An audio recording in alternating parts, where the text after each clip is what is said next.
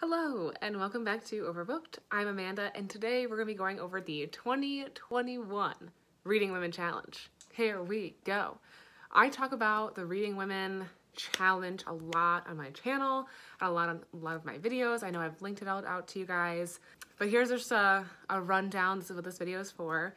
The Reading Women is a group of women who put together challenges and advocate for people to read more diversely outside of their comfort zone, and also making sure that they're reading books by women, women-identifying individuals, femme authors, just making sure that you're fighting the patriarchy while reading, and just a really great way to make sure that you're, reading across a lot of different cultures and different subjects and identities. So I love this challenge. I found it a couple years ago. I think the first one I did or wrote down for was 2019 Reading Women Challenge. I have not finished one yet, and that's not the goal. The goal is not to finish one. So for the challenge that they put together, it is like a challenge of 24 prompts or around that number, and then they have like bonus prompts that you can do. And each prompt is urging you to read a different book based on that prompt for all the other reasons that I was just talking about, like to read more diversely, make sure you're reading from different areas of the world, make sure you're reading from different cultures. So in order to help you do that, they put together this challenge with these prompts to help lead you, lead the way. To help you with these prompts, they also have like a Goodreads group that you can follow where they have like suggestions for all of the prompts, and which I utilize heavily, and I utilize heavily for this video. So it's just really great. And like I said, you don't have to finish all the prompts. You don't have to read it in any particular order. It's just there to help you decide like, hey, I don't think I've been reading a lot of different ideas, or I think I've been reading a lot of the same kind of books or from the same kind of authors. I would really like to mix it up, and it's a great way to refer to a prompt from that challenge to make sure you're like, okay, I'm gonna read something different now. And that's kind of what I used it for last year, or this year, 2020. I really did want to finish the challenge, and I did not. But it was a great way to be like, oh, what have I not been reading recently? And I'd go through the prompts and I'd find something that I would want to read. So this year, for 2021, I really would love, I think that's one of my reading goals for 2021, which I'll come out with another video for that, is to finish this challenge. In order to do that, I have put together a TBR for the Reading Women Challenge for every single one of the prompts except one. So today we're gonna go through all the prompts and all the books that I have picked out to read for the 2020 Reading Women Challenge. I'm gonna link a lot of things below. So before we all get started, before you're like, oh, I wanna pause the video and find everything, I'm gonna have everything down below. So I'll have the link to the Reading Women website, which also shows you what the prompts are for the challenge. It also leads you to their podcast that they do where they talk about the books that they're reading throughout the year that relate to the challenge. I'll also include the link to their Goodreads group where they discuss the challenge and different suggestions for each prompt. And I'm also going to link a couple other resources that I'm going to use or that I've used to find prompts for this book that I'll mention. And I'll also just include a list of all the prompts in the description. So you don't have to I'm not going to put it on the screen, but you can follow along down below in the description if you'd like. Without further ado, let's dive in. So for this year's challenge, it is 24 prompts with 4 bonus prompts. So the first prompt is a book longlisted for the JCB Prize. So what the JCB Prize is, I had to look it up, it is a prize for literature.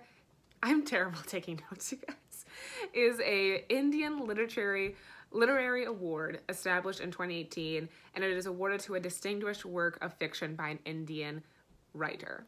I went to the JCB Prize website, and I just went to their website where they had all of the books that they made it to the long list. And I actually picked a winner of the prize because it's already on one of my want to read list on Goodreads. So thought, why not just, instead of adding to the pile, why don't we actually read one of these books? And it's called The Far Field by Madhuri Vijay. I'm not going to talk about what the book's about because we have 24 prompts to get through. But I will try my best to put the cover art here. So The Far Field is what I'm going to be reading for this one. Next prompt. Author from Eastern Europe. So Eastern Europe includes countries Belarus, Bulgaria, Czech Republic, Hungary, Moldova, Poland, Romania, Slovakia, Ukraine, and the most western part of Russian Federation. And so this is another book that I've actually already had on my want to read list, and it is Voices from Chernobyl, The Oral History of a Nuclear Disaster by Svetlana Alexievich, and she's from Ukraine. Number 3, about incarceration, and I'm gonna do The New Jim Crow, Mass Incarceration in the Age of Colorblindness by Michelle Alexander. Number 4, a cookbook by a woman of color, and I'm gonna do Indian-ish Recipes and Antics from a Modern American Family by Priya Krishna. And I used to love Priya from Bon Appetit before all their stuff went down.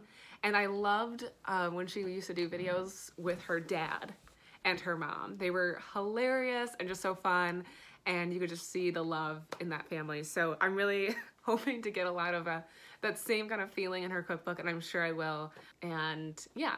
And then another note for this prompt is, like, you don't have to read the entire cookbook. I think it's just, you know, browse through the cookbook, maybe try a couple recipes from something that's different from your own culture and try something new. So that's what I'm going to do here, and I'm very excited about it. Number 5, a protagonist older than 50, of which I'm actually really excited about this because as I'm getting older, I'm realizing that it is, you know, really important to see a wide range of ages in your protagonist.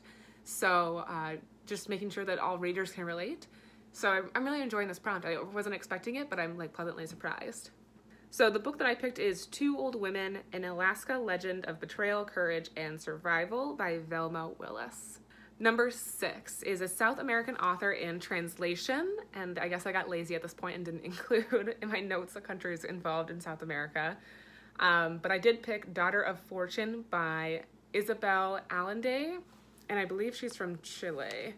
So excited about that. Number 7, Reread a Favorite. So I actually originally was just going to tell you guys that I'm not going to do this prompt because I don't really reread a lot of books, and I don't find enjoyment out of rereading. But I was thinking about this morning while I was like making my coffee and whatever. A book that I actually think I would really love to reread is Queenie.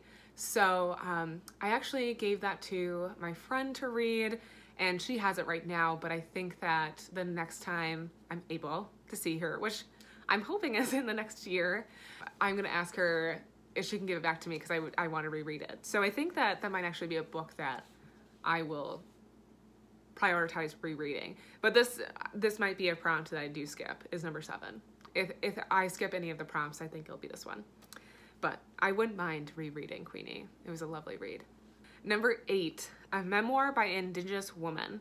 I have had this on my want to read list forever. It's Heartberries by Therese Marie Malhot. Number 9, a neurodivergent author. So what that term means, and I don't know if I'm saying it right, is it often refers to someone who is on this autism spectrum. It also includes people with ADD, ADHD, learning disabilities, and any other type of condition that causes cognitive difference. So I actually recently just found this romance book, and it's called Always Only You by Chloe Leese.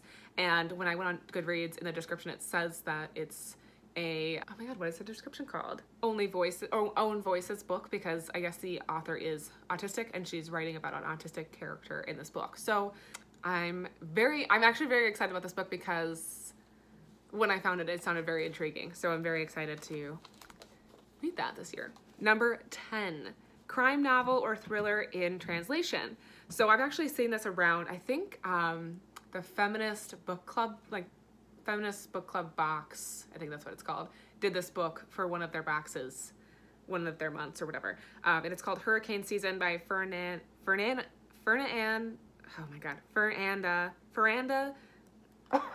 It's called Hurricane Season by Fernanda McCor.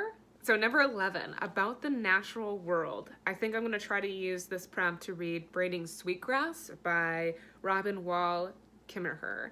I just finished the Indigenous readathon, and a lot of people read that for that, and I just didn't read that, so maybe I'll use this prompt to read that book. Number 12, Young Adult Novel by a Latinx Author. So I saw a lot of Elizabeth Acevedo books, and I think that a lot of people will use that to read one of her books, and I read Clap When You Land this year, and so I wanted to try a different author. Not that I didn't enjoy that book at all, I loved it, and I want to definitely read another Elizabeth Acevedo book. I think I'm not saying her last name right. But, so I thought I'd try something different. And there's an Instagrammer that I follow who actually is a contributor to the Reading Women podcast, and I think just their whole effort or their organization. And it's her Instagram handle is like Lupita Reads. And she had this on her feed, and it's called Running by Natalia Sylvester. So, and it's about, I think, a girl who is in like the political arena, essentially. So I'm very excited about that. Number 13, a poetry collection by a Black woman. And so feel very embarrassed and guilty about this, but I haven't ever read And Still I Rise by Maya Angelou, so I'm going to read that for this prompt. So number 14 is Biracial Protagonist.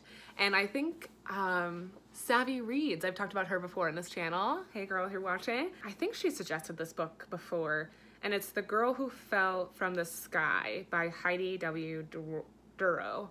So that's what I'm gonna read for this prompt. Number 15, a Muslim middle grade novel. So I'm gonna try to read The Henna Wars by Adabi Jagardar. Number 16, a queer love story. And this has been on my want to read list, and I think I found this through Allison Reads DC, another bookstagrammer that I like. And it's called Something to Talk About by Meryl Wilsner. My handwriting started getting terrible. Number 17, About a Woman in Politics. Oh, I actually have this book. Josh, who is my little brother, if you're watching, I know you're not, but if you are, buckle up. So About a Woman in Politics, I'm gonna take advantage and read this book that my brother got me like 3 years ago, and read She Wolves by Helen Castor. So it's not modern day politics, but I would say monarchy is politics regardless. So we're gonna read this, and I can finally tell my brother that I read the book he got me. And I don't know why I haven't read this, because it seems very good and seems up my alley. So we're gonna read it. Okay, so then the next prompt, number 18, is a rural setting, and this is the prompt I actually haven't figured out what I'm gonna read. I don't know what it is about this one. I scored through all my books on Goodreads and like on the Goodreads like challenge prompt ideas thing group, and I just didn't find anything that called to me. I don't know, I had like a particular setting in mind, like I want it to be around where I grew up for some reason, and I just wasn't finding that. I don't know, I think I might hold off for that one. So a lot of the times the Reading Women on their podcast will, like I said, do like episodes on each of the prompts, and they'll talk about books, and they'll get more in depth about the books that you could read for these prompts. And so I might wait to see what they talk about for this prompt, if they talk about it, or if I find something that finally catches my fancy or something, then I'll go with it. Number 19, a cover designed by a woman. And this is actually perfect because it's the next book I have, my next audiobook that I have up on Libby, and it is called Untamed by Glennon Dowell, whatever. I actually really like that cover, so I think it's really cool and funky. So very excited to find out that that was done by, the cover art was done by a woman. So the cover art was done by Leslie David, and the design was Lynn Buckley. So both women. Number 20, an Arab author in translation. So I'm gonna go with The Baghdad Clock by Shahad Al-Rahu. So I've never heard of this book, so very excited. Number 21, by a trans author, and I'm gonna go with another book I've actually had on my list forever, and it's Redefining Realness, My Path to Womanhood, Identity, Love, and So Much More by Janet Mock. I've had this on my list forever, and I just haven't gotten around to it, so I'm glad that this is a prompt for this year. Number 22, a fantasy novel by an Asian author. I'm gonna go with the very popular The Poppy War by R.F. Kuang. So we'll see how it goes. It's a very long book, but we're gonna see if I can do it. Another note I guess I should probably point out, you know, I'll leave that for the end because I'm sure a lot of people are fast forwarding through this. Number 23, a nonfiction focused on social justice. So I know we all have tons of lists going on, so this should be a pretty easy prompt to find a book on to do. And I actually have a book. So I actually kind of have a handful of books I think I could have picked through, but I think I'm gonna end up going with Hood Feminism, Notes from the Women That a Movement Forgot by Mikey Kendall. So I'm gonna read that. Otherwise, my other choices I think that would have been good, that I definitely want to read next year anyways, is Clean and White, A History of Environmental Racism, and A Terrible Thing to Waste, Environmental Racism, and Its Assault on the American Mind. So both kind of have to deal with my master's degree. So I don't know if that's why I just been really lazy about not reading them, but definitely would like to read these. But I will be reading this for that prompt. We're nearing the end. Number 24 is a short story collection by a Caribbean author, and I found this through actually someone I just found on Bookstagram because all of these Bookstagrammers were sharing her story because her Instagram got hacked, but thankfully she got it back, and I'm very glad she did because I think I just discovered her and I love her feed. I love her suggestions. Seems really cool. She's advocating for people to read more books by Caribbean authors and about Caribbean culture. So I think that she was a perfect resource to use for this prompt, which was a short story collection by a Caribbean author. And so I'm gonna go with Frying Plantain by Salkia Reed Benta. I'm very excited about that. So that was the last official prompt. And then there are 4 prompts that follow. They're just like bonus prompts. So you can read a book by any of the following authors. And those are Alex Wright, which I found a handful of books, but I couldn't find, like my library didn't have any books by her. I looked on Scribd, couldn't see any books.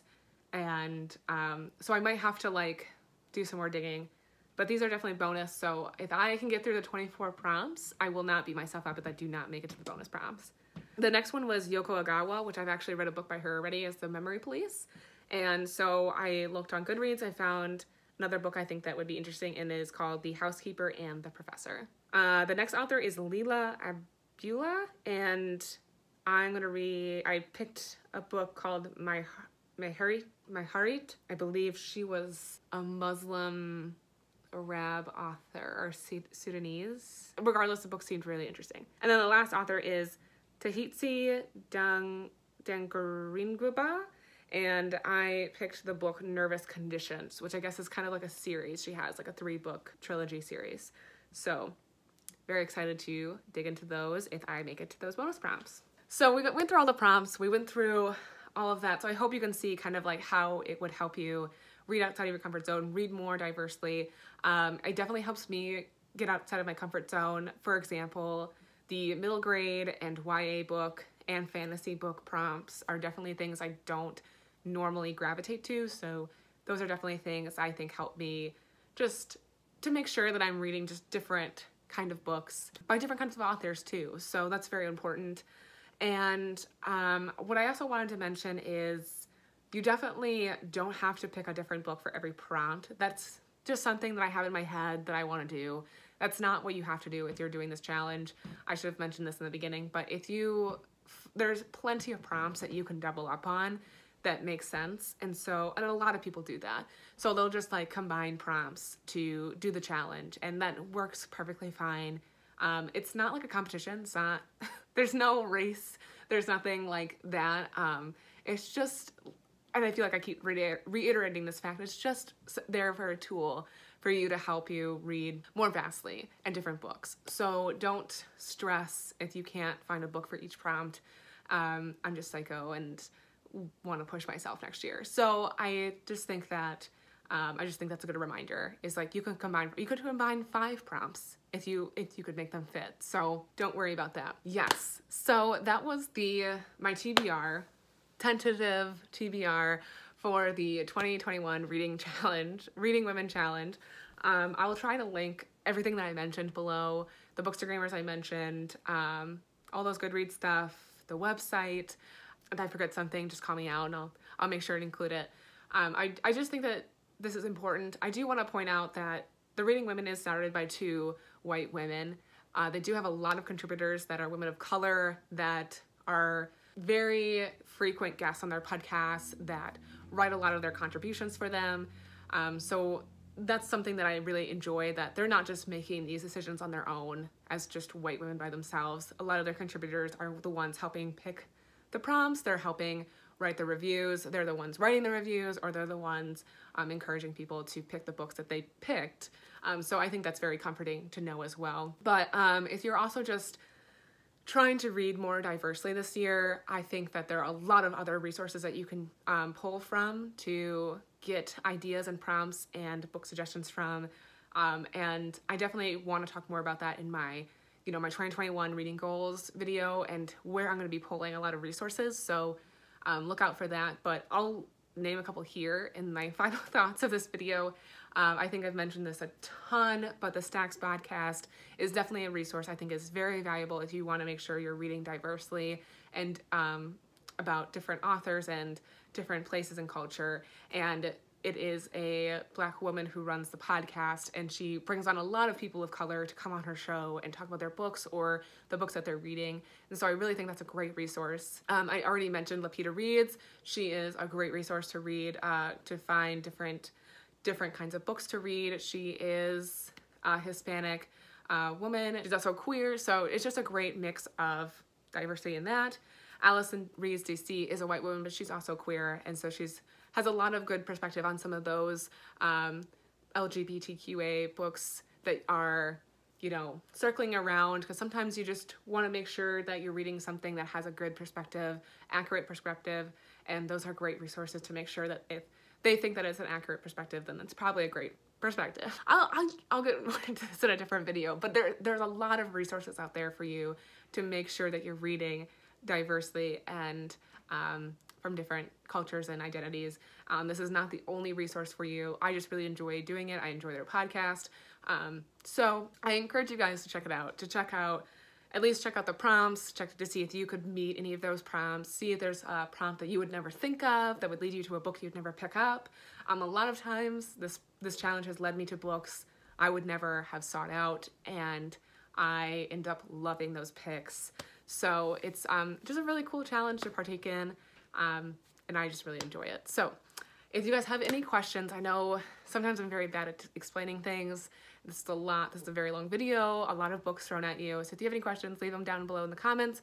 Or, like I said, go check out their website. Go check out all the stuff. It's definitely helpful and whatnot. So I'm excited for this list. I'm excited for 2021 reading.